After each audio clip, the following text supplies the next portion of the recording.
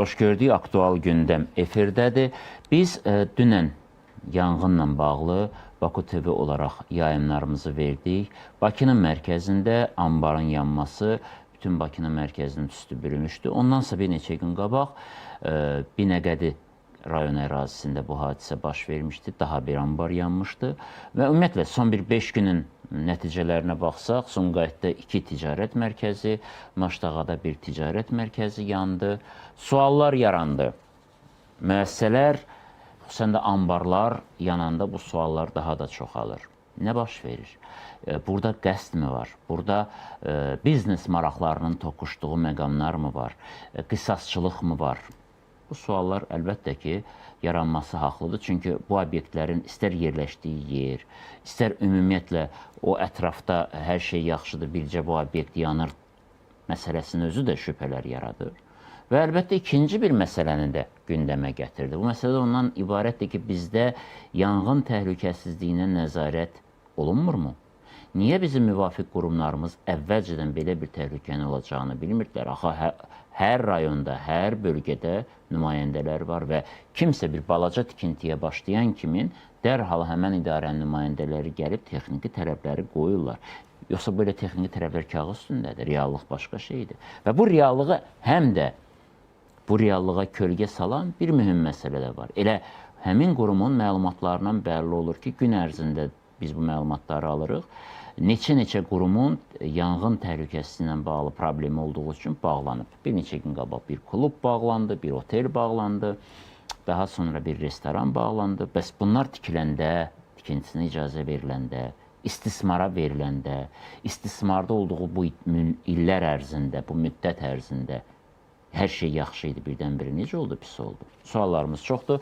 Suallara cavab axtaraq, əsas sualımızsa budur ki, bu təbii bir yanğın idimi, yoxsa qəsd idimi? Ümumiyyətlə, günahkar axtarışları başlayıb yəqin ki, və dövlət qurumu da bununla bağlı öz fikirləri var. Hər halda bəlli olan məlumatlar da var, şayələr də var, dedikodular da var. Hamısına aydınlıq gətirir.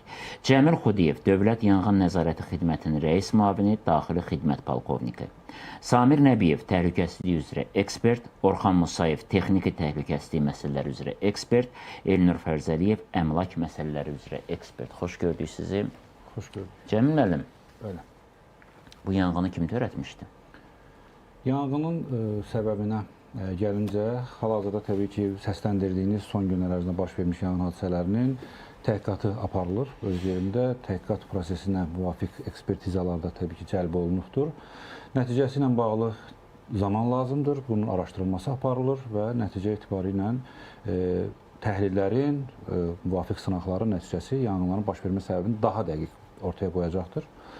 Lakin başlığınıza uyğun olaraq münasibət bildirmək istərdim ki, yanğınlar qəsdən və yaxud da ki, məsuliyyətsizlikdən mi baş verir? Bəli, qəsd hallara da istisna deyir. Belə hallar təcrübədə qarşımıza çıxıbdır. Lakin əsasən yanğın hadisələrinin baş verməsinin səbəbi çoxluq təşkil edən hallar məsuliyyətsizlik, biganə yanaşma, laqeyd münasibətlər daha çox yanğınların təhqiqatının son nəticəsi bunu deməyə əsas verir. Cəmil müəllim, amma əslində qəsdən yanğın olsaydı sizin xeyrinizə idi. Çünki o artıq cinayət işidir, sizin burada heç bir günahınız yoxdur. Məsuliyyətsizlik məsələsi gələndə bunun bir tərəfi də sizin üzərinizə düşür. Əgər məsuliyyətsizlikdirsə, texniki şərtlərə əməl olunmayıbsa, bəs sizin nümayəndələr yoxlamırdımı? Əlbəttə. Yoxlamalara gəlincə, təbii ki, yoxlamalar gedir. Bayaqların elə giriş sözünüzdə də qeyd etdiniz ki, istismara qəbul olunarkən bu belə deyildimi? Əlbəttə ki, istismara icazənin verilməsi prosedurunda binanın layihə həllinə uyğun olaraq tikinti normalarında nəzərdə tutulan yanğına qarşı tələblərin tətbiqi bir mənalı şəkildə həcmi planlaşdırmada nə nəzərdə tutulursa, hamısı tələb olunur. Yararlı vəziyyətdədirsə, saz vəziyyətdədirsə, normalara uyğun quraşdırılıbsa, bunun istismarına icazə verilir. Bu, deməli, o anlama gəlir ki, obyekt yanğın təhlükəsiz vəziyyətə gətirilmiş haldan sonra istismarına rəsmi icazə verilir. Lakin sonraki dövrə baxış keçirdəyin. Məsəl üçün, obyekt qəbul olunduqdan 5 il sonra burada bir yanğın baş verir və belə bir əks-səda verir.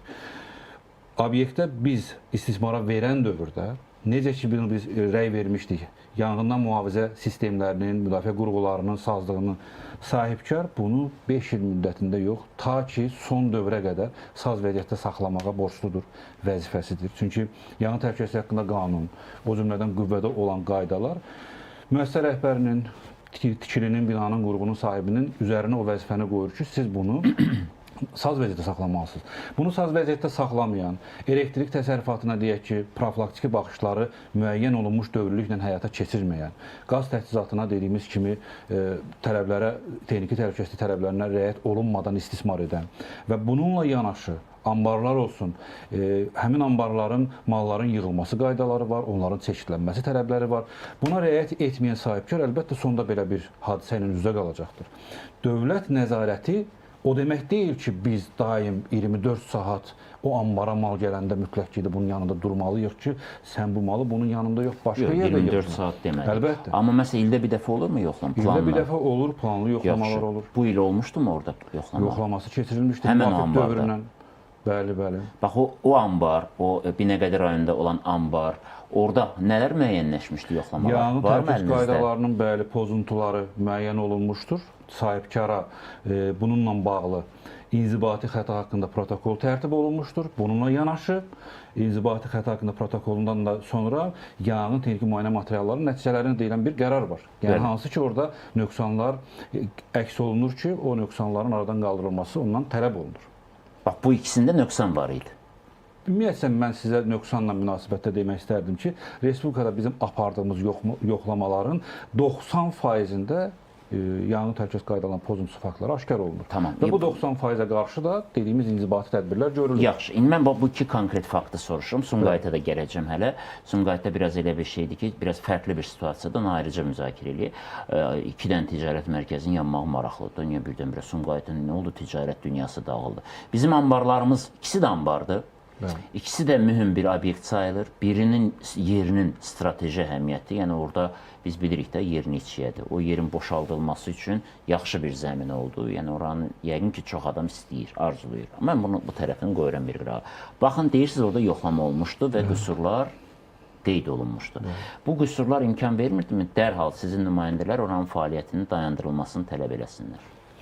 Deməli, dövr üçün həmin dönəmdə aparılmış yoxlamaların nəticələri, sahibkarlıq sahəsində aparılan yoxlamaların tənzimlənməsi haqqında qanunvericilik var və bilirsiniz ki, bu sahibkarların maraqlarının müdafiəsini də təmin edən bir qanundur və bu qanuna əsasən həmin dövrdə insan həyatı və sağlamlığına, dövlətin əmlak maraqlarına birbaşa təhlükə yaradan pozuntu aşkar olunarsa, biz həmin anda bağlama ilə bağlı qərar verək. Yəni, hər bir qayda pozuntusu bəs burada nə idi? Yaxşı, bu 2 dənə ambarda nə idi? Siz bilirsizmi əsas qayda pozuntusu? Bəli, yanğınsöndürmə vasitələrinin tam həcmdə təmin olunmaması, elektrik təsərrüfatına profilaktiki baxışın keçirilməsi tələbinin yerinə yetirilməməsi kimi qüsurlar aşkarlanmışdır və tədbirlər də görülmüşdür. Dediyimiz kimi, elektrik təsərrüfatında o vaxtı aşkar olunan, məsəl üçün, qüsur ciddi buradan müşahidə edirik ki, bu yanğın törədə biləcək haldır bu zaman. Amma şəbəkənin sazlığını yoxlamaq, bunun ölçmə vasitələri ilə sazlığını yoxlamaq, bu əlbəttə bir vaxt tələb edən məsələdir və bunun üçün də biz sahibkara qərarla müəyyən də zaman verir ki, bunu siz yerinə yetirin. Mən gələcəm o naqillər məsələsinə və təkcə naqillər məsələsinə yox, Azərbaycan bazarında, bax, o məlum ölkə başçısı əslində çox böyük bir mərhəmət, jest göstərdi sahibkarlığa ki, inkişafı üçün dövlət qurumlarının nəzarətini nisbətən zəiflətsin ki, onlar yəni rahat işləyə bilsinlər. Amma bundan sui-istifadə halları oldu.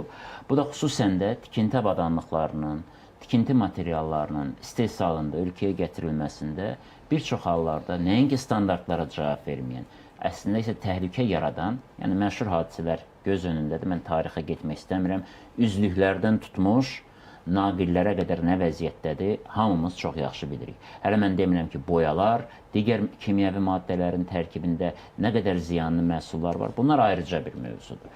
Amma bütün bunlar reallıqdır ki, biz müəssisəmizi, biz ambarımız fərqi yoxdur, tikəndə mütləq ucuzlu mal alırıq. Ucuz ətində şorbası olmaz deyirlər. Amma burada yanğın hadisəsi baş verib. Cəmil müəllim deyir ki, biz görmədik ki, orada həyat təhlükəli olsun və yalnız xəbərdarlıqla kifayətləndirdik. Adam da xəbərdarlığa qulaq ardına vurdu və şəhərin mərkəzində böyük bir bina yandı. Amma hələ ki səbəblər bilinmir nədən yanıb. Bəlkə də heç ondan deyil. Hə? Ayrı şey də ola bilər. Nəticə ekspertizanın son yekun rəyi əsasında. Amma versiya varmı, ilkin versiya? İlkin versiya, mən məsəl üçün belə deyim, proqnozlaşdırmamı deyirəm. Əlbəttə, hadisə yerində mən də var idim, əraziyə baxış keçirdik və əməkdaşların orada verdiyi məlumata əsasən demək, tavanda bir tüstülənmə müşahidə ediblər. İndi tavandan da əgər enerji daşıyıcılarından elektrik xəttinin keçdiyini görsək və həmin elektrik təsərrüfatından yaranan qısa qapanma nəticəsi və gecə vaxtı olub bu. Yox, səhər vaxtı. Bəli. Çünki yanğınla bağlı məlumat, bəli, səhər saat 10:50 radələrində daxil olub. Binəqədidə də o səbəb olub. Binəqədi ilə bağlı hadisənin baxış keçirilməsinin müvafiq istintaq orqanları tərəfindən həyata keçirilir. Təbii ki, ora biz yox, Nazirliyin Əməliyyat İstintaq İdarəsinin əməkdaşları baxış keçirdilər. Amma bu hadisə ilə münasibətdə isə birbaşa hadisə yerində olduğumuza görə mənim özüm də ilkin baxışımızı keçirdik. Yəni bu bunun verdiyi ifadədir. Bunun sonunda həqiqət təsdiqini tapacaq, tapmayacaqdır. Bu sonrakı mərhələdir təbii ki. Əslində burada bir şey də çıxır və mən düşünürəm, burada bizim mütəxəssislərimiz var, indi onlara sual verəcəm. Gəlin elə Samir müəllim sizə verin bu sualı. Lap tutaq ki, müəyyənləşdi ki, naqildə problem olubdur. Yəni, bu naqilə hardan alıb gətirib, bu niyə problem olub, bunun istismar müddəti nə qədərdir, bu tələblərə, bu suallara kim cavab verəcək? Əvvəlcə belə bir idarə var idi, sanitar karantin idarəsi var idi. Onlar güya bu işlərə baxırdılar. Sonra bilmirəm nə işlərə baxdılar, onların rəhbərliyinin də bir neçəsi həbs olundu, onlara cinayət işi qaldırıldı və s. Yəni, bax, bunların texniki vəziyyəti, bunların sertifikasiyası, bunların yoxlanışı aparılırmı? Yoxsa kim harada naqil tapdı, gətirir, qoyur, nəticədə yanğın olur? Proses, yəni fərqli mərhələlər bölmək olar. İlkin mərhələ, tikinti prosesi zamanı. Burada istifadə olunan, deyək ki, binanın oda davamlıq hissəsi qeyd olunur, naqillərin və yaxud digər qurğu və avadanlıqların quraşdırılması. Yəni ilkin, sonra layihələndirmə prosesidir və sonra istismar prosesidir. Deyək ki, birinci və ikinci mərhələdə hər hansı bir gözdən yayınma olubsa, uyğunsuzluqlar və üçüncü mərhələdə istismar prosesində o artıq qarşısını almaq mümkündür. Nə cür? Deyək ki, hər bir müəssisə üzrə yanğın təhlükəsizlik qaydalarını nəzərə alsaq, orada mütləq şəkildə yanğın üzrə məsul şəxs olmalıdır. Və bunu Fövqəladə Hallar Naziri müvafiq agentlikləri yoxlayır və onu tələb edir. Siz də, biz də bilirik ki, bütün bunlar sadəcə olaraq kağız üzərində. Mən şahid olduğumu deyirəm. Yəni, olmasalar mən belə deyək, obyektiv çıxıram burada, belə deyək, müstəqil ekspert kimiyəm. Bəzi məsələlərdə deyək ki... Kimisiz, yoxsa müstəqil ekspertsiz? Yox, ekspertəm, bəli. Dediniz kimiyəm, ona görə. Və burada deyək ki, elektrik təhlükəsi üzrə məsul şəxs olmalıdır, yanğın təhlükəsi üzrə və aidiyyatı üzrə tələblər formalaşır və formalaşan tələblərə uyğun olaraq da deyək ki, müddət verilir ki, tutalım 3 gün, 5 günə biz bunları sizdən alacağıq. Və bu kabellərlə bağlı problemlər isə, yəni Cəmil müəllim dediyi kimi uzun bir zamanı əhatə etmir. Əslində o test olunur həmin o kabellər. Bircə dəqiqə Samir müəllim. Bu 4 faktı mən götürürəm də. Biri Bakının mərkəzində, biri Binəqədi rayonunda, 2 dənə də Sumqayıtda yanğın. Bu 4 hadisəni əsas götürərək. Siz dediyiniz məsul şəxslər orada var idimi? Bax, dediniz kimlər olmalıdır orada? Yanğına nəzarət, yanğın üzrə məsul şəxs, elektrik... Var idimi bunlarda? Onu artıq aidiyyatı dövlət qurumu biləcək. Siz maraqlanmamışsınız müstəqil ekspert olaraq. Və siz maraqlanmışsınız, olub orada elə bir adamlar? Düşünürəm ki, yoxdur, yəni ilkin olaraq. Demək, onda, bax, mən deyəndə kağızda deyirsiz, yox, öz gözümlə görmüşüm. Fakt, hadisə baş verib, 4 dənə böyük yanğın, siz dediyiniz adamlar da yoxdur. Və bu kabellər, deyək ki, naqillərin testinin nəticəsindən asılı olaraq artıq orada qərar verilir ki, məqbuldur və ya qeyri-məqbuldur. Bu proses olmadığına görə və hətta kabelləşmənin özü belə, deyək ki, Cəmil müəllimin fikrinə əsaslansaq, dam örtüyünün üzərində tüstülənmə gedibsə, ümumiyyətlə kabellərin özü belə dam örtüyünün altında, üstündə aparılmalı deyil. Bunun özü artıq böyük bir uyğunsuzluqdur.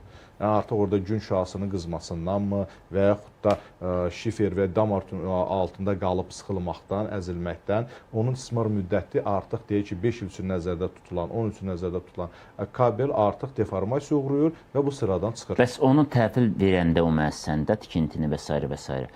Bunları bilmirdimi, misal üçün, dövlət qurumları desin ki, bu olmasın, yəni biz qəbul eləmirik. İnsan faktorunu nəzərə alsaq, yəqin ki, dövlət qurumunu həmin təmsil edən, müvafiq deyək ki, insanlar onu yəqin ki, görübdür. Amma göz yumublar. Bəli. Niyə göz yumublar? O iki tikili ilə münasibətdə bilirsiniz ki, həmin tikili Sovetlər dönəmində inşa olunmuş tikililərdir. Kifayət qədər, belə deyək, artıq uzun müddətdir istismar olunmaqdadır. Yəni burada göz yummaq məsələsi deyil. O müəssisə balans saxlayıcı borcludur ki, özünə aid tikilinin həm elektrik təsərrüfatına, həm qaz təsərrüfatına, yanğından müdafiə sistemlərini, hamısını saz vəziyyətdə saxlamağı təmin etsin. Dövlət orqanı bəli gəlir, onun müayinəsini aparır və sahibkara deyir ki, sənin bu kimi problemlərin var. Bunları həll etməsən, sizdə yanğın baş verəcəkdir. Və buna məsuliyyət göstərməyən, öz vəzifə borclarını yerinə yetirməyən şəxslərlə münasibətdə də inzibati resurslarından istifadə edib tədbirlərini görür. Məhdudlaşma məsələsinə gəlincə isə bir daha səsləndirmək istərəm. Özünüz də çox efirin girişində də bildirdiniz ki, görürsünüz mütəmadi olaraq ictimai yaşayış obyekti olsun, insanların kütləvi toplaşdığı digər obyektlər olsun, şartlı evlər olsun və s. Bu sahədə bu proseslər həyata keçirilir. Amma məni də hər dəfə o sual maraqlandırır ki, bəs indiyənə kimi bu görmürdülərmi? Buna icazə veriləndə bəs? Bəs dediyimiz kimi, buna icazə veriləndə durum yaxşıydı. İndiki durumdan deyil axı. İcazə veriləndə elektrik təsərrüfatı təzə qurulmuş olur, naqillər tələblərə cavab verir, sınağın nəticələri müsbət olur. Biz də dövlət nəzarətini həyata keçiririk. Təbii ki, ixtisaslaşmış, müvafiq qayda lisenziya almış şirkətlər bu vəzifələri yerinə yetirirlər. Nəticə etibarı ilə tərtib elədikləri sənədləri təqdim edirlər dövlət nəzarəti orqanına və biz də baxırıq ki, bəli, qazın kipliyi yoxlanılıbdır, istismara yararlı vəziyyətdədir. Bu falan qurumun rəyi. Elektrik təsərrüfatı şəbəkə müvafiq ixtisaslı şirkət tərəfindən quraşdırılıbdır. Elektrik enerjisinin istifadə qaydalarında təsbit olunduğu kimi sifarişçiyə yazılı qaydada təhvil verilibdir. Buna əsaslanaraq yanğından müdafiə sistemlərinin sınağı aparılıbdır. Təhvil təslim aktı bunu sazlığını əsaslandırır və biz də bu əsaslarda tikinti məcəlləsində də təsbit olunan sənədlərin siyahısında nəzərdə tutulan qaydada baxılır və müvafiq rəy verilir. Aydındır. Bundan sonraki mərhələ artıq aydındır, amma yenə də suallar qalır. Çünki bu yenə deyirəm, hər il planlı yoxlama olursa və bu artıq bu iş adamı, sahibkar bu planlı yoxlamalardan uzaq çıxmırsa, problemlərin olduğu deyilirsə və sonra gəlir yanğına və yaxud da bağlanmağa səbəb olursa, demək burada nəyisə biz düz eləmirik, hardasa boşluq buraxırıq. Mən icazənizlə Elnur müəllimə sual vermək istəyirəm. Elnur müəllim, kənardan necə görünür? Qəsdə oxşuyurmu? Çünki çox strateji yerdə idi bu yanğın. Sosial mediada da hər kəs yazır ki, bu təsadüf deyil və praktikada belə şeylər var. Ya rəqibinin ərazisini ələ keçirmək üçün, yaxud da nə bilim, qəsd eləmək üçün rəqabət mühitində yol verilən ən populyar metodlardan biridir.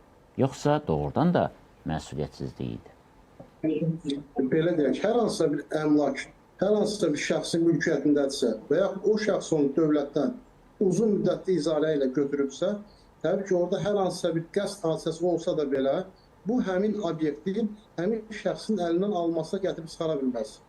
Təbii ki, burada əgər söhbət yanğın hadisəsindən gedirsə, biz baxsaq bugün xüsusən də paytaxt Bakı ərazisində istər yaşayış, istər qeyri-yaşayış obyektlərinin böyük bir hissəsi artıq istismar müddətini bitirib. Yəni, bir tikilinin istismar müddətini bitirməsi, həmçinin o tikilidə istifadə olunan elektrik naqilləri, sanitar qovşaqlar və digər kommunikasiya xəttləri də həmin tikili ilə bərabər öz istismar müddətini bitirmiş olur. Və başqa bir tərəfdən yaşayış və ya qeyri-yaşayış obyektlərində yüklənmələr baş verirsə, yüklənmə zamanı artıq həmin elektrik naqilləri öz ömrünü daha qısa müddətdə bitirmiş olur və bu da daha çox qısa qapanmalarla nəticələnir. Baxsaq, biz yeni tikili binalarda, binalar yeni tikilib, təxminən 5 il, 10 ilin binalarda, amma mənzillərdə qısa qapanmadan yanğın baş verir. Çox baş verir özdə. Bütöv bloklar yanır, bu yaxınlarda da olmuşdu, bir neçə ay bundan öncə də olmuşdu. Yəni, bu artıq əsasən də mərtəbələrə qoyulan elektrik paylayıcılarında, yəni bina tikənlər ən ucuzlu, keyfiyyətsiz məhsulları orada yerləşdirirlər və nəticə etibarilə də bir müddətdən sonra, elə qısa müddətdən sonra, 1 il, 5 il keçən kimi artıq problemlər yaranır. Amma burada başqa bir sualım var. Bunlar aydındır, yüklənmələr də aydındır və s. Amma Elnur müəllim, bax o hadisə baş verən yeri, ərazini tanıyırsınız? Təqribi bəli, amma hadisə yerində olmamışam. Yox, amma tanıyırsınız da haradır? Bir əmlakçı kimi sual vermək istəyirəm. O ərazidə kvadrat metr neçəyədir tikilinin və yaxud da boş yerin varsa, boş yer yoxdur ümumiyyətlə hər halda? Bazar qiyməti. Təbii ki, tikililərin bazar qiyməti həmin obyektin hansı sahə üzrə fəaliyyət göstərməsi ilə fərqli olur. Yox, boş ərazini bir götürürəm. dəfə- Obyekti qoyuram bir qıra. Orada boş kvadrat metr və yaxud da sotla ölçürlər, necə ölçürlər və s. Nə qədərdir qiymət, təxminən bazar qiyməti? Ortalama torpaq sahəsi, xüsusi mülkiyyətdə olan torpaq sahəsi isə bunun təqribi bazar qiyməti bir sotuna görə ortalama 150-200 min manat arası dəyişir. Orada təxminən nə ərazi- qədər, sahəsi nə qədər idi? Üzr istəyirəm, siz bilərsiniz. Sahə texniki göstəricilərini dəqiq deyə bilmirik. Təxminən gözə yarı. Təxminən deyək ki 50 sot, 50 50 sot. Yarım hektar. Necə? Yarım Yarım hektar. hektar. 50 sot 200 mindən hesablasaq sizə elə gəlmirmi? 10 milyon manat bunun torpaq sahəsinin bazar dəyəridir. Və burada 10 milyon manatlıq ərazisi olan yerdə ambar kimi fəaliyyət göstərir. Yəni adam oradan pul qazanır. Özdə görün haradır. Yəni orada ambar olmaq neçəyə başa gələcəkdir? Nə mənada ki, orada kirayə haqları da başqadır. Yəni şəhərdən kənardakı ambarlarla bir deyil. Doğrudanmı bu o bir naqili dəyişmək istəməyib və yaxud da ona simişlik eləyib, hə? Oxşayırmı buna yoxsa? Təbii ki, bunu artıq həm araşdırma bitəndə səbəb bilinəcək, amma orada hər hansısa bir razılaşmama səbəbindən bu hadisələr baş veribsə, bunu yalnız həmin obyektin sahibi və yaxud işlədənlə digər şəxslər arasında olan məxfi danışmalar göstərə bilər. Onların razılaşmamaları nəticəsində ola bilər. Amma faktiki əgər hadisə hansısa bir səbəbdən baş veribsə, o səbəbi digər məsələlərlə əlaqələndirmək çətin olar. Əlbəttə çətin olar. Bizim işimiz də deyil. Hər halda mən niyə məsələləri bu cür qoyuram? Çünki sosial mediada bunlar yayılır, əhali arasında yayılır və bizim də vəzifəmiz odur ki, o fikirləri səsləndirək, suallara da peşəkarlar cavab versin ki, şayələr daha da vüsət almasın. Ən gözəl, ən böyük biclik həqiqəti deməkdir. Gerçəyi gizlətmək olmaz. Bu mənada, məsələn, Fövqəladə Hallar Nazirliyinin mətbuat xidmətinin gündəlik məlumatlarını öz saytlarında elə, mən başqa saytların verdiyini demirəm. Bəzilərində fotolarla, bəzilərində videolarla verilməsi, həm də bir, misal üçün, bağlanan müəssisələrlə bağlı konkret fotolar da göstərilir. Nə idi problem?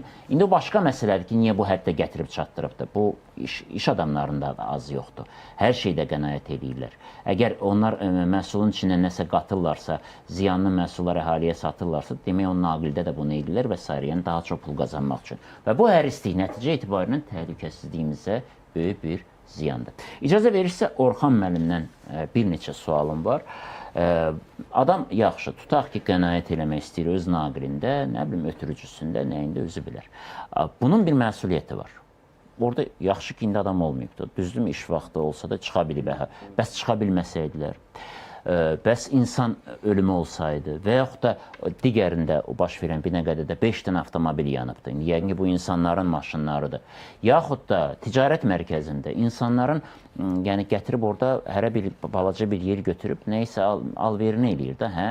Bunun da buna görə də kirayə haqqı ödəyir. Özü kifayət qədər də ticarət mərkəzlərində yüksəkdir. Mən heç də şəhər ətrafında olan sədərək binəni də bu siyahıdan çıxartmıram. Dəfələrlə orada da problemi olubdur. İstər elektriklə bağlı gördükdə yağış yağan kimi orada olan atəşfəşanlığı. Yəni bunlar nə ilə ölçülür, hansı qaydalarla ölçülür və iş adamları nə cür işləyirlər ki, bu problemlərimiz var?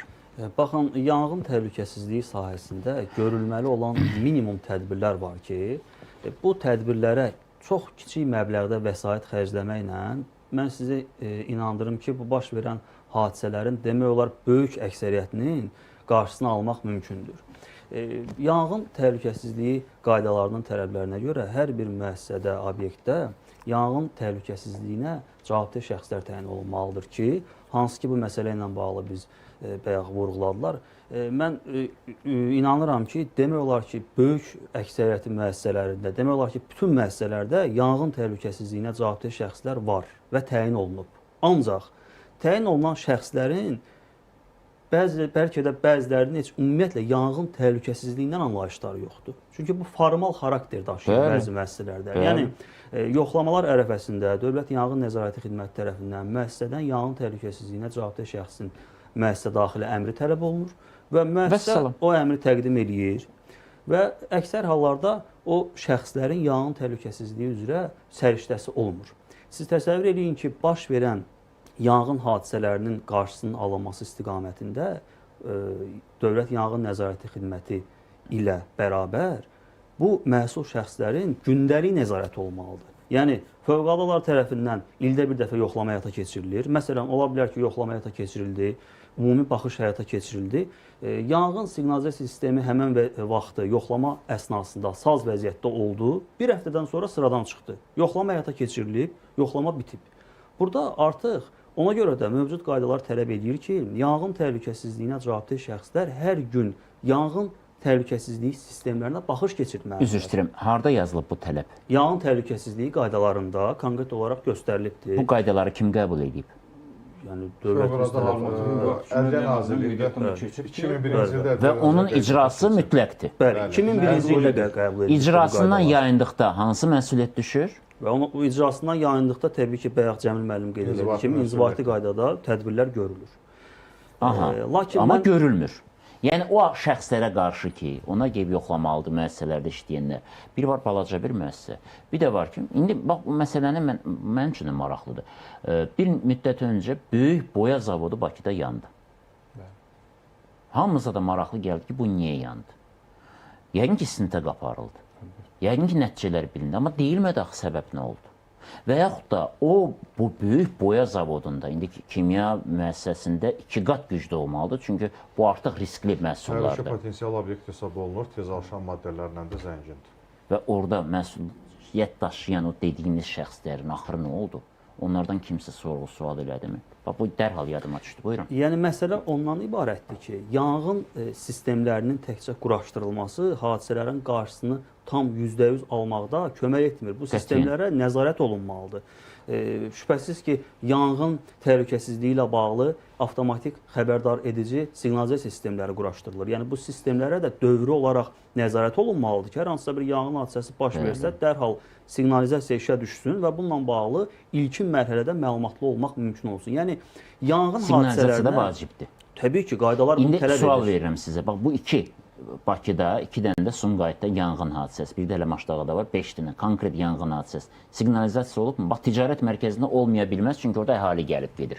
Eləcə də ambarda, yəni orada da işçilər var və s. olub olmayıb. Siqnalizasiya olsa belə onun işlək vəziyyətdə olması sual altındadır. Yəni məsələ odur. Var. Aması odur ki, 6 aydan bir eyni qaydalara uyğun olaraq 6 aydan bir ixtisaslaşmış lisenziyalı müəssisə tərəfindən yoxlanıb aktlaşdırılmalıdır.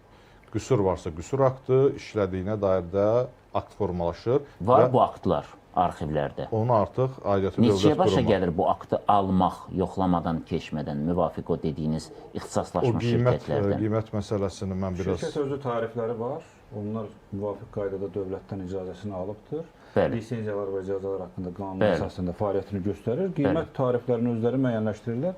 Yəni orada bugün burada təmsil olunan heç bir kəs o qiymətlərin tarifi haqqında deməli, hərəsi bir cürə xidmət göstərir, hərəsi bir qiymətlə xidmət göstərir.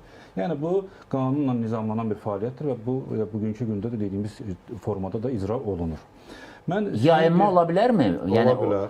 Gedib əslində yoxlamayıb. Bəli, məsələn, aidiyyatı dövlət qurumudur, yoxlayır, sənədə baxır. Tutaq ki. Var sənəd. Var. Amma bu səlahiyyət verilmir ki, həmən o detektorları, həmən deyək ki, nəzarət orqanı olan o yoxlasın. Sadəcə sənədə baxacaq.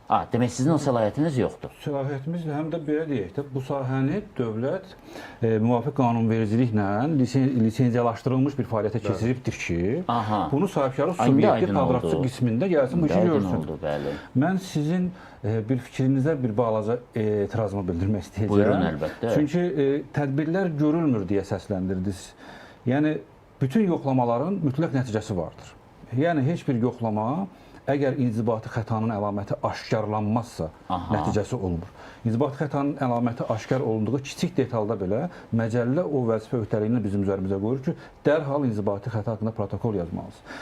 Yanğın təhlükəsizliyi sahəsində inzibati xəta o vaxt cinayət məsuliyyətinə çevrilir ki, artıq bu yanğın hadisəsində İnsan ölümü faktı var, xəsarət alması faktı var və bu cinayət məsuliyyətinə çevrilir. Həmin dönəmə qədər dediyiniz bu bütün fəaliyyətlər, bu pozuntular hamısı inzibati məsuliyyətdir və İnzibati Xətalar Məcəlləsinin 518-ci maddəsində nəzərdə tutulan maddelərə 518-ci maddədə əsasən bununla bağlı tədbirlər görülür. Və məsələyə bir balaca da başqa kontekstdən də yanaşmaq istərdim ki, bəli, sahibkarlıq subyektlərinə qarşı bizim apardığımız yoxlamalar zamanı aşkar olunmuş pozuntuların aradan qaldırılması tələbinə nə qədər ki, biz cəmiyyət olaraq buna bir izafi xərc kimi baxacağıq. Bu sonda belə də olacaqdır. Bu qaçılmaz məsələdir.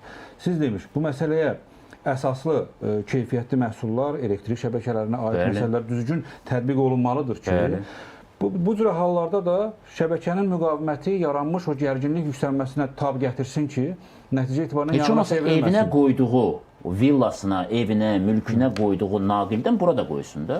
Ən az bunun pulu oradan çıxır. Bəli, uzun müddətli istismar dövrünü nəzərə alsaq, bunun aşılanması, atmosfer təsirinə olan korroziyalar və s. kimi bunlar qaçılmazdır. O adı fiziki prosesdir və bu heç kim... Həm o, belə deyək, burada ümumiyyətlə hissəli şəkildə bir analiz eləmək olar. Məsələn... Amma mən üzr istəyirəm, mən bayaqdan onun beynimdə qaldı, o boya zavodu. Onun aqibəti necə oldu? Məsələn, ona kimsə cavab verdi, ümumiyyətlə o yanğın niyə baş vermişdi? Sizin məlumatınız yoxdur. Yox, istintaq orqanının müvafiq qərarı qəbul edən orqan başqa bir orqandır. Biz yanğın təhlükəsizlə bağlı sadəcə olaraq obyektdəki baş vermiş yanğın həcmi böyük olduğuna görə təbii ki, bizim Nazirliyin hüquq mühafizə orqanı olaraq istintaq orqanlarımız da vardı. Onlar tərəfindən araşdırmalar aparıldı. İndi qərarları da təbii ki, onlar qəbul edirlər. O qərarlar açıqdır, yəni onun tanış olmaq olar mı? Əlbəttə, sorğu verib yəni, mən xahiş edəcəm hörmətli redaktorumuzdan, indiyənə qədər baş verən iri müəssisələrdən gedir. Yanğınların həm səbəbləri ilə bağlı bir sorğu göndərək. Görək, doğrudanmı səbəb o şəxslərdədir ki, onlar əslində buna görə məsuliyyət daşımalıdır. Əslində yanğın təhlükəsizliyinin həm şərtlərini, yəni bizdə açığı deyək, yanğın təhlükəsizliyi haqqında 2 dənə detal var. Bir, o plan xəritə ki, necə çıxmaq lazımdır, təxliyə planı, o olur, möhürlər planı, imzalar və bir dənə qırmızı rəngdə güya yanğın söndürmək üçün vasitədir. Onun vaxtında dəyişdirmək, onun keyfiyyəti nədir? Bu bir başqa bir məsələdir. Siz ən bəsit detallara toxundunuz hələ, ən bəsit. Ən bəsit. Başqa heç bir şey demək olar ki, yoxdur. Yəni, var, əslində var kağızda. Amma o işləyirmi, işləmirmi, yoxlanılırmı? Bəlkə o kran da, yəni su kranı ki, gəlməlidir. Daxil yan kranları, bəli. Su yoxdur orada. Baxan varmı ona? Yaşayış binalarında da eyni vəziyyətdir. Elnur müəllim, yaşayış binalarında da yanğınlar olur. Yəni, bir var vətəndaşın səhlənkarlığı ucbatından baş verən yanğın, yəni ütünün üstünə nəsə qoyursa və yaxud da qazın üstünə nəsə qoyur, bu başqa məsələ. Bir də var ki, bir mərtəbənin böyük bir o elektrik şişeti deyirdilər də, indi bilməm, Azərbaycanca necə adlanır? Elektrik qovşağı. Qovşağı, hə. Bayaq da mən qovşaq dedim deyəsən, düzdürsə, onda qovşağı. Qovşağında yanğın olur, tüstüləmə, neçə gündə ora hələ işıqsız qalır insanlar. Təzə tikirlər də. Bunlarda nə baş verir? Təbii ki, həmin qovşaqdan, təkcə qovşaqda deyil, bu həmçinin yanğın hadisələri bəzən şaxtalarda da baş verir ki, şaxtalar, bəli. Elektrik daha çox şaxtalar içərisindən də aparılır və ümumi qovşaqlara qoşulur. Keyfiyyətlə bağlı təbii orada keyfiyyətsiz də naqillərdən istifadə oluna bilər. Çox mənzilli binalarda, xüsusən yeni tikili binalarda bu tip hadisələrin baş verməsinin əsas səbəb həmin binalara qaz xəttinin verilməsinin gecikməsidir. Yəni bir mənzil təmir olunan zaman həmin mənzilə çəkilən elektrik naqilləri yalnız həmin mənzillərin işıqlandırılması və ya elektrik cihazlarının qoşulması üçün daha çox nəzərdə tutulur. Lakin binalar tikilir, binalara zamanında qızdırıcı, qaz, mərkəzi istilik sisteminin verdiyi isti su qoşulmadığına görə bütün mənzillər məcburən kondisioner və digər ev qızdırıcılardan istifadə edirlər və yüklənmə baş verir. Təbii ki, yüklənmə zamanı əgər mənzil daxilinə çəkilmiş elektrik naqillərində hər hansısa bir nasazlıq varsa, keyfiyyətdə zəriflik varsa və yaxud həmin o ümumi şit deyək, orada əgər keyfiyyətsiz məhsullardan istifadə olunursa... Bir dəqiqə, Elnur müəllim, bir sual. Dediniz, qaz gec verilir. Niyə gec verilir qaz? O başqa bir mövzudur. Yəni, sual verirəm. Yəni, sizcə niyə gec verilir? Azərqaz da pul qazanmaq istəyir də, qazını istəyər satsın. Niyə verilir? Nəyə görə gec verilir? Binalara qaz o halda verilir ki, bina aidiyyatı qurumlar tərəfindən tam təhvil götürülür. Yəni, Fövqəladə Hallar Nazirliyi tərəfindən. Bəli, və digər qurumlar... Binanı təhvil götürməyibsə, orada insanlar yaşamağı artıq suallar yaradır məndə. Olar ya olmaz. Texniki şərt də ola bilər. Texniki şərt də ola bilər. Ümumiyyətlə, bəzi binalar var ki, bina tam tamamlanmamış, hətta orada təmir edib yaşayanlar var. Bu, doğrudur mu, olar mı bu? Olmaz, təbii ki, olmaz. Bəs niyə olur? kommunikasiya xətləri tam çəkilməlidir və bina tam yaşayışa hazır olduqdan sonra vətəndaşlar ora təmirə və yaşayışa buraxılmalıdır. Sualımı bir də başqa cür qoyuram. Elnur müəllim, baxın, dedik ki, qaz o vaxt verilir ki, müvafiq, yəni FEHEN gəlir, baxır, binanı təhvil verir. Bir çox binalar var ki, illərdir təhvil verilmir. Yəni, sual yaranır, niyə təhvil verilmir? Səbəb nədir təhvil verilməməyinin? Əgər texniki problem varsa, onda yaşayış orada saxlanmalıdır. Orada problemlər çox olur. Yəni, problemlər nədən ibarətdir? Binanın layiqqəti çəkilir 15 mərtəbəyə, tikili şirkəti bunu tikir 16 mərtəbə və ya 17 mərtəbə. Artıq bu bina qəbula götürülə bilməz, çünki standartdan kənardır. Binalarda əlavə artırmalar və yaxud layihədə hər blokda 3 mənzildir. Bəzi hallarda daha böyük ümumi sahəli mənzillər proyektə salınır və şirkət böyük kvadratlı mənzilləri sata bilmir, daha sonra həmin mənzilləri bölür. Yəni, blokda 3 yox, 5 mənzil əmələ gəlir. Hər bir xırda detal artıq binanın qəbul olunmasına maneə yaradır və layihədən çıxarılan hər bir kənar tikinti, artırma, bu tip hallar binanın qəbul götürülməsinə maneəçilik yaradır deyə aidiyyatı qurumlar tərəfindən bina təhvil götürülmədiyinə görə həmin binalara da qaz xətləri verilmir. Yəni, qaz ən son bütün hər bir mənzillərə çəkilmiş qaz boruları və siqnalizasiya sayğaclar yerində olmalıdır və bina tam qəbula götürüldükdən sonra qaz verilə bilər. Və qaz xətləri verilmədiyinə görə əksər hallarda bütün naqillər gücə düşür. Soyuq aylarda həmin naqillər yüklənir və hər hansısa bir mənzildə naqildə keyfiyyətsizlik və ya elektrik işlərini görən həmin elektrikin hansısa naşılığı səbəbindən daha çox bu cür hallar baş verir. Gəldik böyük bir dairəyə düşdük. İndi buradan çıxış yolu axtarmağa başlayaq. Əslində bizim bir sorğumuz var. Sorğumuzda sualı çox rahat qoymuşuq ki, hər kəsə aydın olsun. Məncə bu sorğunun da bir əhəmiyyəti olacaq. Görək Bakı sakinləri ümumiyyətlə nə düşünür bu yanğınlar haqqında? Onların versiyası nədir? Bu yanğın təsadüfdürmü, yoxsa həqiqətən onlar da düşünür ki, burada nəsə bir müəmmalı məsələ var? Sorğuya baxaq.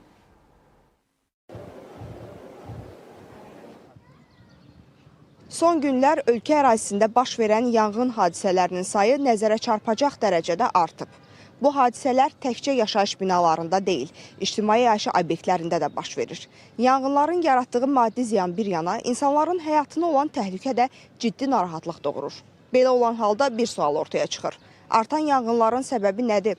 Ehtiyatsızlıq yoxsa qəsd? Yanğın hadisələri bütün dünyada hər yerdə olur. Yəni bu texnoloji hansısa hadisələrdir.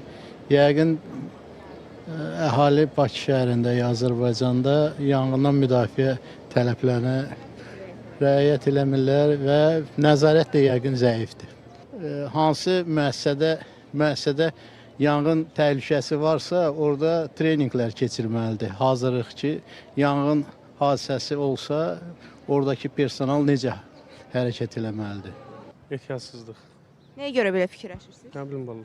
Hər səhər işə gedəndə qazı söndürürəm, işığı söndürürəm, avtomatik suyu bağlayıram, çıxıram. O ehtiyatsızlıqdandır. Nəzarət eləmirlər. Bugün eşitmişəm bir qaz sızmasından dünyasını dəyişənlər olub. O da qaz turbasının üstünə quş yuvası olmuş. Yəni buna nəzarət. Çoxsu həqiqətən də bir də ki təlimat azdır. Ehtiyatsızlıq. Birinci səbəb ehtiyatsızlıq. İnsanların laqeydliyi. Ehtiyatsızlıq da ola bilər, qəsd ola bilər, çox şey ola bilər. Yəqin ki, təhlükəsizliyin ölkəmizdə az olmağı, buna riayət olunmamağı. Bir şey də aydın oldu ki, vətəndaşlarımızın da yanğın haqqında təəssüratları qeyri-müəyyəndir. Çünki yenə təkrar edirəm, istər bədii filmlərdə belə şeylər çox görmüşdük, öz rəqiblərini sıradan çıxarmaq üçün atılan addım kimi. İstərsə də yəqin ki, bizim ölkəmizdə də bu və ya digər şəkildə nəsə bu cür düşünən insanlar var ki, bu məsələ gündəmə gəlib. Amma narahatlıq bilirsiniz niyə doğur? Bu qısa müddətdə baş verən hadisələr. Yəni qısa müddət dalbadal 2 dənə anbar yanır. Yəni nə proses ilə dəb halını alır, pis bir dəb halı. Və yaxud da Sumqayıtda 2 dənə ticarət mərkəzi yanır. Yəni biri tutaq ki, ayrı bir iş olsaydı, ayrı bir sahə olsaydı, yansaydı, bəlkə də suallar yaranmazdı. Bugün də Hövsan qəsəbəsində spirt istehsal edən, özü də evində spirt istehsal edilmiş. O adamın riskinə baxır. Yəni, spirt istehsal eləyirmiş və partlayış oldu. Nəticə etibarıyla bir nəfər dünyasını dəyişib, o birisinin vəziyyətinin ağır olduğu deyilir. Necə oldu orada spirt istehsal edir, heç kimin xəbəri yoxdur. Samir müəllim, necə baş verir bu? Spirt, yəni, və yaxud da Orxan müəllim, siz cavab verin, siz bilərsiniz, bu necə eləyirlər ki, heç kimin xəbəri olmur, spirt istehsal edirlər? Bu, siz özünüz qeyd elədiniz, ümumiyyətlə fərdi yaşayış evidir. Bu ancaq hardasa satış zamanı artıq bu təsbit oluna bilər. Davamlı, belə deyək, topdan hansısa bir məntəqəyə satış olarsa və orada deyək ki, həmin o spirtdən hazırlanan müəyyən bir məhsullarda kütləvi zəhərlənmə olarsa, istisizlərlə araşdırma nəticəsində təsbit edərlər. Yəni, gəlib çıxa bilərlər ora. Amma bu halda, yəni belə deyək, heç kim evinə dövlət qurumlarını boş-boşuna buraxmır. Yəni, hətta deyək ki, sayğaca baxan belə müvafiq kommunal xidmət qurumlarını belə əməkdaşlarını heç kim əraziyə buraxmır və bu halda da bu kimi halların təsbit olunması qəlizləşir. Amma bu necə olmalıdır, ona da bir baxaq. Bəli. Deməli, əgər yaşayış evinin təyinatını dəyişirsə, mənzil sahib, mənzil məcəlləsi onun üzərinə bir tələb qoyur ki, siz yaşayış evinin təyinatının dəyişməsindən bağlı müvafiq icra hakimiyyəti orqanına müəyyən etməlisiniz. Müraciətdən sonra həmin tikilinin yanğın, sanitariya və digər təhlükəsizlik tələblərinə uyğunlaşdıraraq istismar etməlisiniz. Amma həmkarımızın vurğuladığı kimi, həmin ərazidə ortalama deyirəm, 500-dən çox fərdi yaşayış evi var. O, Hövsanda? Bəli, hələ mən rəqəmi biraz aşağı dedim. Yəni, bu yaşayış evlərinin içərisində bir fərdi burada nə proses gedir, bunu əlbəttə ki, müəyyən etmək bir müşkül məsələdir. Onun üçün də dövlətin qanunu var, deyir ki, ay, mənim vətəndaşım, bu işi görürsənsə, bu qaydada gör. Vətəndaş məsuliyyətsizlik edir, sonda həyatı bahasına başa gəlir və bu cürə və ictimai biraz başqa cürə də fikir formalaşır. Cəmmən, burada təkcə onu istehsal edən adamın məsuliyyətsizliyi deyil. Məncə, qonşuların da məsuliyyətsizliyidir. Yəni, nə mənada? Qonşu bir gəlib soruşmaz mı? Ay qonşu, bura evdir, sən burada sex açıbsan. Bu sexin axı tələbləri var, təhlükəsizliyi var, spirtlə işləyirsən. Nəm, sabah bəlkə beyninə gələcək, civəylə işləyəcəksən. Peki, qonşunun xəbəri yox. O da var, necə doğrudanmı? Bəli, necə ki, narkotik sahə müvəkkilində xəbəri yoxdur. Yox, narkotik vasitələri insanlar həyətində əkir, və hamı da bilir, gedir, alır ondan. Yox, satır və bir müddət satıldıqdan sonra artıq məlumat yayılır. Yəni, bu... Hər halda o bir ildə öldü, orada spirt istehsal edir. Yəqin ki, tezə başlayırmış ki. Yox, siz ən yaxşı tərəflərini götürməyin də, bunun bir reallığı var. Siz bu qədər baş verən hadisələrə rəğmən bəzi sahibkarlar yanğın təhlükəsizliyi məsələlərinə ayrılmalı olan vəsaitə əlavə bir xərc kimi yanaşırlar. Yəni, bununla bağlı hər hansısa bir maddi vəsait ayırmırlar. Sizcə niyə? Yəqin ki, qənaət məqsədi daşıyır bu addım, amma nəticədə nə olur? Hadisə baş verir. Orada nəinki əmlaka, ətraf mühitə, insanların da həyat və sağlamlığına ciddi zərər dəyir. Etdiyi qənaətdən də 10 dəfə çox maddi ziyandan üzləşir. Təbii, bəli. Statistikalar da onu göstərir ki, öncədən ayrılan vəsait sonradan dəyən zərərdən qat-qat aşağı olur. Yəni, bunu sahibkarlar anlamalıdırlar. Və bayaq biz yanğın təhlükəsizliyinə cavabdeh şəxs məsələsini vurğuladıq. Sahibkar düşünür ki, yanğın təhlükəsizliyinə məsul şəxs təyin olunub və baş verən hadisələrdə heç bir məsuliyyət daşımır. Ancaq qaydalar onu bildirir ki, bütün hallarda yanğın təhlükəsizliyi ilə bağlı baş verən hadisələrə görə müəssisə rəhbəri, yəni sahibkar məsuliyyət daşıyır. Yəni, yanğın təhlükəsizliyi ilə cavabdeh şəxs təyin olunsa belə, cavabdeh şəxsin fəaliyyətini özü tənzimləməli və nəzarət etməlidir. Ya vəzifəli şəxs cərimələnir. Burada cərimə məsələlərinə toxunsaq, bir reallıq var ki, yanğın təhlükəsizliyi sahəsində baş verən nöqsanlara görə tətbiq olunan cərimələrin məbləği çox aşağıdır. Məsələn? O qədər aşağıdır ki, yəni sahibkarı inzibati qaydada cərimə olunmaq narahat etmir. Vəssalam. Bax, buradan başlayaq da. Buradan başlayaq. Cərimədən qorxmur. Yəni, çox kiçik bir məbləğdir. Cərimə şəklində məsələni həll edir. Hələ biz bildiyimiz, əgər düzgün yolla olsa. Düzgün yolla olmasa da ola bilər. Variantlar istisna deyil. Onda sadə bir sual vermək istəyirəm. Cəmməm, sizə verin bu sualı. Buyurun. Sonra da Elnur müəllimə bu sualı verəcəm. Bakıda neçə belə ambar yanmağa namizəddir? Sizcə, bax, bu vəziyyətdə neçə faizdir? Bununla bağlı təbii ki, müəyyən araşdırma aparıb, yoxlamaların nəticələri təhlil olunub, sualınız daha dolğun cavab verilə bilər. Çünki hər pozuntu dediyimiz kimi yanğın törədən amil deyil. Məsəl üçün elə sizin vurğuladığınız kimi tutalım ki, təxliyə planı yoxdursa, bu təxliyə planının olmaması yanğın törətmir. Amma dediyimiz, məsəl üçün elektrik qaz təchizatı ilə bağlı məsələlər, bəli, bunun nöqsanı, qüsurları əlbəttə ki, yanğın törədə bilən haldır. Yəni, onun üçün də o dediyiniz dəyərləndirməni, qiymətləndirməni hazırki şəraitdə aparıb səsləndirmək biraz qeyri-obyektiv olar. Reallıq budur ki, mənim düşüncəmə görə, hər halda mən də sadəcə olaraq vətəndaş kimi izləyirəm. Misal üçün, hamı bir şeydən danışdı bir müddət öncə, 2018-ci il idi, deyəsən, yoxsa 19-cu il idi. Bakı-Sumqayıt yolunda yerləşən böyük bir tikinti müəssisəsinin də, yəni tikinti bazarı yandı. Ondan sonra Dərnəgüldə bir neçə dəfə yanğın hadisi, bu yaxınlarda da olmuşdu Dərnəgüldə, doğrudur mu, tikinti bazasında? Dəyişdi mi? Taxta bazarında özdə. Nəsə dəyişdi mi orada? İndi yenə o təhlükə varmı? Yəni, gedək təzədən monitorinq edəyək. Bəlkə burada bir ictimai qurumları da cəlb eləmək yolu ilə, mətbuatla, açıq monitorinqlər eləyək. Heç olmazsa ticarət mərkəzlərində. Haradakı minlərlə insan gedir. Orayla bağlı monitorinq əlbəttə ki, yenidən aparıldı. Təbii ki, həmin ərazi yanğın təhlükəliliyi kateqoriyası baxımından bizi narahat edən yerdir. Təbii, həmin ərazi ilə münasibətdə sahibkara tərəfimizdən aparılmış yoxlamaların nəticəsi olaraq fəaliyyətinin mövcud şərtdə davam etdirilməsinin təhlükəli olması ilə bağlı qərar təqdim olunubdur. Hətta sahibkara yazılı tələbnamələr, İnzibati Xətalar Məcəlləsinin bayaq səsləndirdiyimiz maddəsi üzrə tədbir, tələbnamələrin yerinə yetirilməməsinə görə əlavə tədbirlər belə görülübdür. Yəni, bu monitorinq və onun nəticələri davamlı olaraq aparılır. Ta ki, biz əlbəttə onun yanğın təhlükəsində nail olunmasına maraqlıyıq ki, çünki burada baş verən hadisələrdən zərər görənlər biz istəmərik ki, bunların əmlakı və s. və ilə axır kimi yanğınlardan zərər görsün. Bir məsələ də var və bu məsələni mən mütləq gördüyüm mənzərəni deyəcəm. Sizin saytınızda, yəni Fövqəladə Hallar Nazirliyinin saytında gördüyüm o restoranlar və s. monitor aparıb, yəni yoxlamaların o məşhur restoranlardır. Özdə kifayət qədər menyusu da baha, yeməyi də baha. Mən hər şeyi təsəvvür eləyərdim, amma naqilin mətbəxin düz ortasından belə getməsi, yəni bunu divara yapışdırmaq da mı çətindir, görəsən mən onu düşünürəm. Və yaxud da adi məişət uzadıcılarının, hansı ki ona çox da ağır şey olmaz da birləşdirmək. Onu uzaq başı, onun üzərində yazılıb texniki şərt. İstehlak gücünə uyğun olan olmalıdır. Siz təsvir mətbəxdə özdə hamısı nə qədər bilirik də o cihazlar, onu oradan istifadə edilir. Yəni bu insanlar qəsdən mi belə eləyir? Düşüncəsi mi budur? Yoxsa doğrudan burada bu qənaət deyil, artıq bu yəni mən izahı olmayan bir məsələdir. Güc düşür dövlət orqanlarının üzərinə davamlı maarifləndirmə işləri aparılmalıdır. Məncə cəriməni artırmaq lazımdır. Cəriməni də artırmaq olar. O vaxt insan maariflənir ki, onun cibindən pul çıxır. Onda elə maariflənir. Amma bir söz deyim, belə deyək ki, biz insanları kateqoriyaya bölsək, deyək ki, dünya görüşü, elmi, təhsili, yəni bu kateqoriyaya bölsək, bəzi adamlara maarifləndirməklə biz müəyyən bir nəticə əldə edə bilərik. Yəni bu qaydaların özünün tələbindən irəli gəlir ki... Məktəbdə keçilir bu qaydalar. Keçilmir. Yox, keçilir.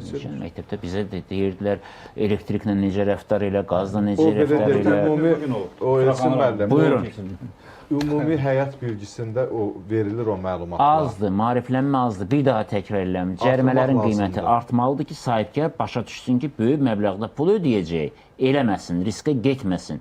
Özünü, mülkünü, işçilərin, yəni həyatın risk altında qoymasın. Baxın, elementar bir məqama toxunaq. Hər bir ictimai yaşayış obyektində, müəssisələrdə insanların fövqəladə hallar zamanı təhlükəsiz köçürülməsi üçün təxliyə planları, yəni köçürülmə planları olmalıdır və bu təxliyə planları obyektin görsənən hissəsində, giriş hissəsində asılmalıdır ki, gələn insanlar hər biri o təxliyə planı ilə tanış olsun. Bu təxliyə planı müəssisə rəhbəri tərəfindən təsdiq olunur və Fövqəladə Hallar Nazirliyinin, yəni Yanğın Nəzarət Xidmətinin yerli orqanları tərəfindən razılaşdırılır. Lakin təxliyə planına baxdıqda bəzən görürük ki, təxliyə yolları xüsusi maneələrlə tutulub. Yəni o təxliyə planına reallıqda, bəli. Yəni təxliyə yollarından təxliyə olunmaq qeyri-mümkündür. Bu da çox böyük problemlərə gətirib çıxarır. Çünki baş verən yanğın hadisələrində yanğına müdaxilə etmək qədər insanların təhlükəsiz təxliyə olunması xüsusi əhəmiyyət daşıyır. Amma gəlin bir şey də nəzərə alaq ki, əgər bu son yanğın hadisələrində insan ölümü və yaxud da insanların xəsarət alan yoxdursa, demək təxliyə planları yaxşı işləyir. Bəli, insanların Yəni biraz yəni bunu insafla danışaq. Bir var partlayış olubdu, həmin anda o yəni artıq təxliyəlik bir şeydir. Bir də var yanğın. Yəni insafən danışanda bu mənada nisbətən Amma ümumi olaraq problem mövcuddur. Ümumi olaraq problem yerlərdə əlbəttə mövcud da olacaq. Nə qədər ki insan var, bir o qədər problem var. Elnur müəllim, həmin sualı sizə verirəm. Bakıda sizcə neçə belə yanğına namizəd ambar var? Təbii ki, bunu aidiyyatı qurumlar və xüsusən də Cəmil müəllim qeyd etdi ki, hər il mütəmadi olaraq bu tip qeyri-yaşayış obyektlərində monitorinqlər aparılır və hansılara artıq xəbərdarlıq rəyləri verilibsə, dəqiq statistik məlumatlar həmin qurumda olacaq. Yəni, Fövqəladə Hallar Nazirliyində. Ümumən isə biz baxsaq, bugün paytaxt Bakı şəhəri həddindən artıq sıxlaşıb. Yəni, hər bir ərazidə yaşayış massivləri, qeyri-yaşayış obyektləri və əgər sıxlıq normadan artıqdırsa, gələcəkdə yanğın və digər bu tip halların baş verməsi qaçılmazdır. Yəni, hər an, hər bir yerdə hər hansısa bir hadisə baş verə bilər. Elnur müəllim, Bakı şəhərinin əhalisi Tokyodan da çox deyil, heç İstanbuldan da çox deyil, heç Moskvadan da çox deyil. Yəni, bundan da böyük megapolislər var. Megapolisində megapolis şərtləri var. Sıxlıqla nəzərə alsaq, Elə sıxlıq, hər halda Tokyonun sıxlığı göz önündədir. Təbii ki, o başda... Hər kvadrat metrə düşən insan sayına görə götürülürsə sıxlığı, yəni heç də Tokyodan çox da sıx deyilik. Hələ mən deyərdim ki, xeyli rahatlıq var. Məsələ onda deyil. Məsələ orasındadır ki, siz dediyiniz bəli, şəhər böyüyür. Amma təsərrüfatlar böyüyürmü? İnfrastruktur böyüyürmü? Yox. Yanğın söndürən maşınların gedib yanğın obyektinə çatması böyük bir müşkülə çevrilib. Biz bugün tıxaclardan danışıq. Təkcə tıxac yox, yeni tikilən tikililərin elə birini mən misal çəkim. Yeni Yasamal ərazisində, yeni salınmış ümumiyyətlə rayondur. O rayonda yanğın hadisəsi oldu, yanğın söndürən girə bilmirdi əraziyə. Bütün bunları... Yanğın girişlərinin olmaması çox böyük problemdir. Çünki binalar yanaşı tikilir. Binadakı mənzillər sayına uyğun avtomobil park yerləri nəzərdə tutulmur və hər tərəf tikildiyinə görə artıq istər yanğın olsun, istər təcil yardım gəlişi olsun. Bu çox ciddi problemlər yaradır. Yəni, bu bir mənalar olaraq, yəni bu tip halların qarşısı alınmalı və yanğın girişləri zəbt olunan yerlərdə həmin girişlər bir mənalı olaraq sökülüb açılmalıdır. Kim eləyəməlidir bunu? Kim? Bax, eləyəcək şəxs kimlərdir? Əgər köhnə tikili binaları biz nəzər salsaq, lap əvvəlki illərdə Sovet dövründə bütün köhnə tikili binaların həyətlərinin ümumi girişi olurdu. Bundan əlavə... Aydındır. İndi tikiblər, sərt tikiblər. Bundan sonra nəzarəti, tələbi kim qoymalıdır ki, bunu boşaldın? Əgər həmin yollar birbaşa yanğın girişləri kimi nəzərə alınıb qeydə alınsa, Fövqəladə Hallar Nazirliyi məhkəmə qaydası ilə həmin tikililəri söküb, yanğın girişləri kimi tam giriş formada saxlaya bilər. Təbii ki, yalnız fövqəladə hal zamanı istifadə olmaq şərti ilə. Aydındır, amma mən elə gəlir ki, burada bələdiyyələrin də fəaliyyəti olmalıdır. Var bələdiyyələr. Bələdiyyələr bölgənin, ərazinin təsərrüfatı ilə məşğul olduğu kimi, necə ki, vergi yığmaqla məşğuldurlar, o cümlədən bu məsələ ilə də maraqlanmalıdırlar. Onlar da eyni zamanda mətbuatla da işləməlidirlər, dövlət qurumlarla da işləməlidirlər. Bu, biraz da hamımızın işi olmalıdır. Sahibkarın insafına qalacaqsa, vay onda bizim halımıza. Bu faktlar daha da təkrarlanacaq. Heç qəsdə ehtiyac yoxdur. Bir kibritlə əgər ora yanacaqdırsa, demək orada problem var.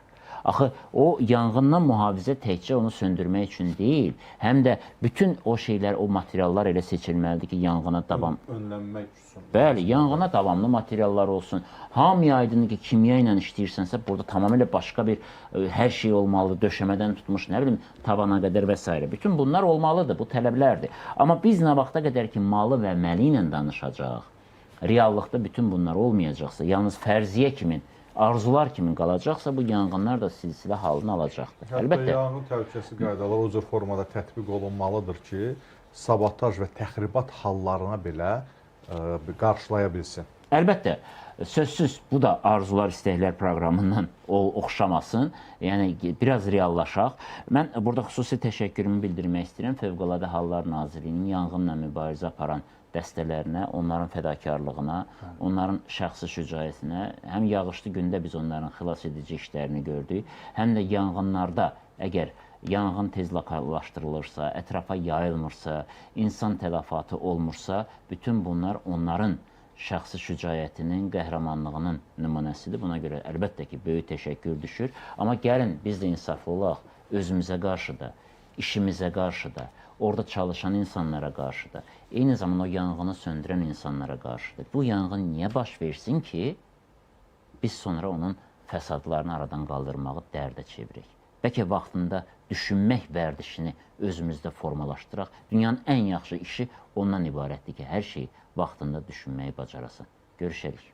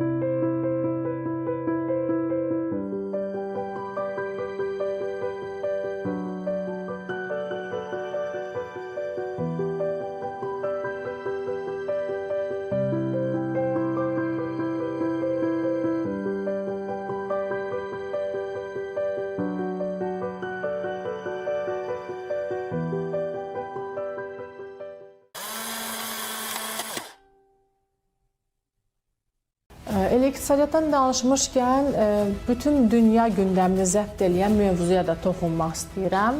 Bildiyiniz kimi, Amerika Birləşmiş Ştatları Donald Trump bütün ölkələrə öz tarif tətbiq etməsi ilə gündəmdədir. Ən yüksək tarif ödəyən ölkələr siyahısında da məhz Malayziyadır. Amerika Birləşmiş Ştatlarının elə bu yaxınlarda Malayziya idxalına 24%lik rüsum tətbiq etməsi Malayziyanın ticarət perspektivinə necə təsir edir? İnşallah bu ayın sonunda ticarət nazirimiz Vaşinqtona səfər edəcək ki, Amerika Birləşmiş Ştatları ilə danışıqlara başlasın.